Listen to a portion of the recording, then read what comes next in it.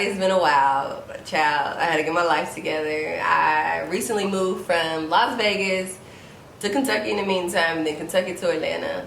And I will give you guys an update on all of that and how that worked. But I am settled, I am happy. Things are looking up, even in the midst of a global pandemic. But that's another story for another time. If you're new to my channel, thanks for tuning in. I'm thePAbae again. Like, subscribe, and comment. Today I just want to talk about facing or demolishing imposter syndrome, something that a lot of minorities face. I just like to read the definition from Google. Imposter syndrome is the psychological pattern in which people doubt their accomplishments and have a persistent, often internalized fear of being exposed as a fraud. So we're going to talk about that today, and I want to share my story and how I dealt with imposter syndrome and how I've kind of worked through that. And it's kind of important to me because honestly, God gave me this idea. Like, He gave me this vision in the middle of a dream. Child, I woke up in the middle of the night at like 4 a.m. and wrote out a whole script of the dream that I had for the YouTube video. And I never write scripts. Never. I never write a script. I literally just wing it. All my other YouTube videos, I took a shot or two and I'm just winging it. But I literally have a script. So if you see me looking at my phone, which I am looking at my phone a lot, it's just so that I don't forget anything, because I feel like it's super important to get this message out. But just bear with me. I always struggle with feeling like I wasn't good enough to be in the room throughout high school, undergrad, PA school. Majority of the time I was always the only black student or one of few. And I just didn't feel like I had all the resources that those around me had. My childhood, I grew up in a single parent household. My dad passed away days before 6th grade, so I watched my mom struggle and work sometimes 2 jobs to put me and my other 2 siblings through school. It got to the point where sometimes, like, I didn't even feel comfortable asking my mom for like class pictures, yearbooks, class rings, just because I didn't want to put more stress on her plate. And when I got to undergrad, I have a backpack, I have a laptop, like, and I'm a scholarship kid. I got hella scholarships. I made it through undergrad without any debt. Like, they paid me. Those refund checks was heavy, but like, I didn't have the family support to make up for it, so it was kind of like a good balance. Even in undergrad, I never bought the required books for class. I kind of just winged it because it was just extra expenses that I just didn't have the time for.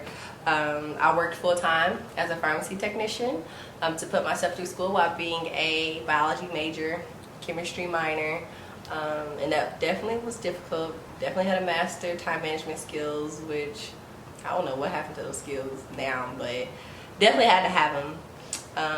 So like I said, if it wasn't for God providing all of my needs, I wouldn't be where I am, and I wouldn't have been able to make it, because there's obviously no other explanation.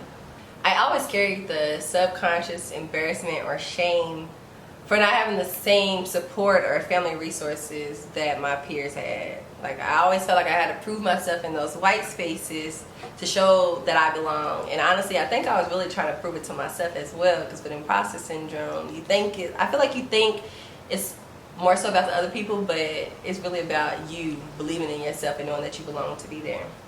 Like, I felt like I carried the weight of the entire black community anytime I would raise my hand, anytime I was called on. And it got to the point where I would shy away from answering questions when I knew the answer. I knew the answer. Because, I mean, I wouldn't have been there if I wasn't smart enough to be there. But I would just kind of just let somebody else answer, because I didn't want to get it wrong, because then I would feel more embarrassed. Although I still sometimes struggle with imposter syndrome, of course, being a minority and still mostly white spaces, it's much better now that I'm in my career. I don't know if it's just that I'm outside of academia now and I don't feel like the pressure to prove myself all the time, but I just feel like you get what you get at this point. Like, I am a professional, and I still exude professionalism, but I am still who I am, and I want to be true and authentic to myself.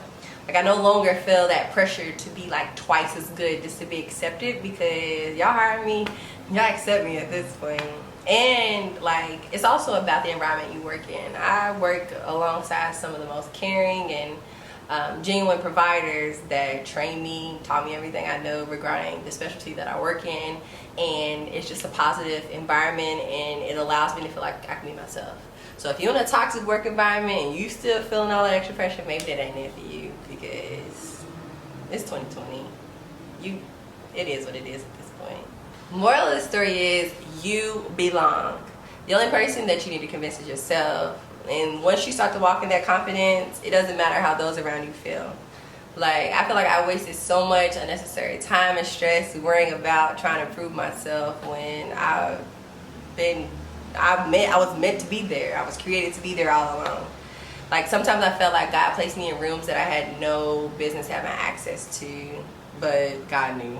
And when you're in those spaces, I just feel like it's best to kind of just be quiet and learn the room. Like, pay attention to how they walk, how they talk, how they handle things, instead of being so ready to like prove yourself. Like, learn the room, like just pay attention, and it'll just work out, because God wouldn't call you to the stage if he didn't know that you could perform.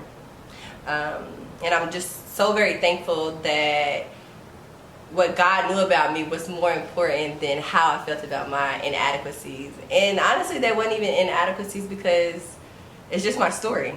Like, what I thought for so long was my disadvantages proves to be my power, and it's really, my story is a part of the reason that I'm here today, and I'm even able to have this platform to, because I just want to share and talk to people that look like me and let them know that it's okay. And that's why I make the best efforts to send the elevator back down. I mentor, I try to encourage others, I try to help pull people up, especially with those that have faces that look like me, to get to the level that I'm on, so they can do the same thing, and we can just, you know, keep elevating from there. And I just feel a kind of certain responsibility when it comes to paying it forward, because I have a mentor, and she's a black female PA, and honestly, if it wasn't for her, I don't even know if I would be who I am today.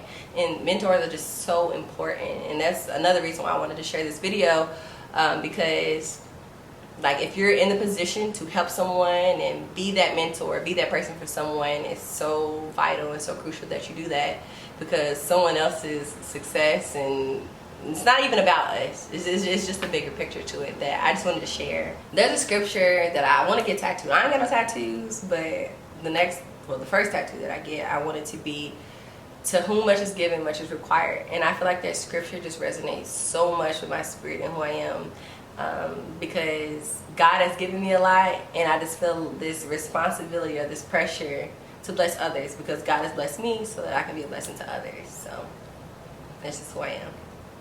So with that being said, I really just want to send a very sincere and genuine thank you to all of those who have been tuned in on this journey, those that send kind and motivating words. You guys motivate me more than you know. I really appreciate everything.